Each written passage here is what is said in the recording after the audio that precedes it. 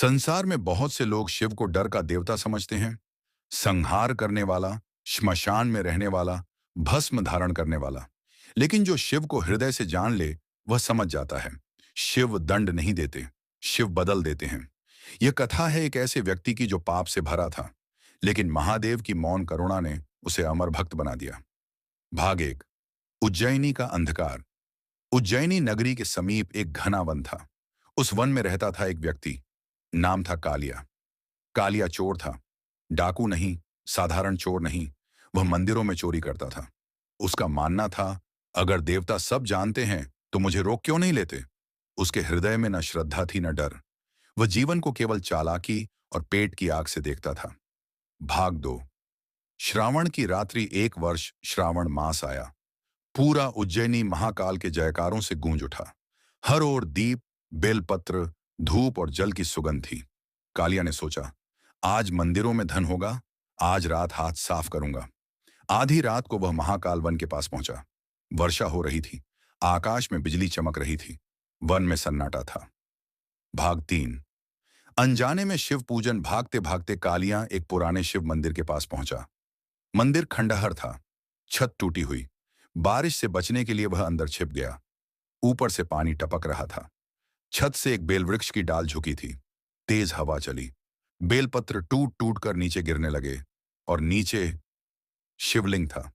अनजाने में हर बेलपत्र शिवलिंग पर गिर रहा था। कालिया ठंड से कांप रहा था।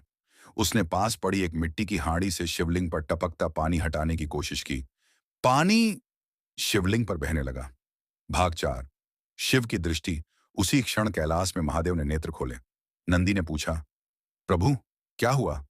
शिव मुस्कुराए, आज एक आत्मा बिना जाने मेरा पूजन कर रही है। नंदी चकित हुए। प्रभु, वह तो चोर है। शिव बोले, मेरे लिए कोई चोर नहीं, केवल भूली हुई आत्माएं हैं। भाग पांच। मृत्यु का क्षण। रात बीतने को थी। कालिया थक कर वहीं बैठ गया। अचानक वन में शेर की दहाड़ गूंजी। डर के मारे वह खड़ा हुआ, फिसला और शिवलिंग के पास गिर पड़ा। उसके मुख से निकला, हे महादेव, बस इतना ही। शेर ने उसे मार डाला। भाग छह। यम और शिव यमदूत आए। उन्होंने कालिया के प्राण खींचने चाहे। उसी क्षण भयानक रुद्र स्वरूप प्रकट हुआ। महादेव बोले, यह मेरा भक्त है। यमदूत कांप उठे।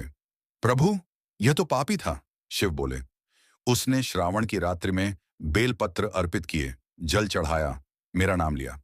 भक्ति जानबूझकर हो या अनजाने में, मेरे लिए भक्ति भक्ति है। यमदूत लौट गए। भाग सात। शिवलोक। कालिया ने नेत्र खोले। वह कैलाश में था।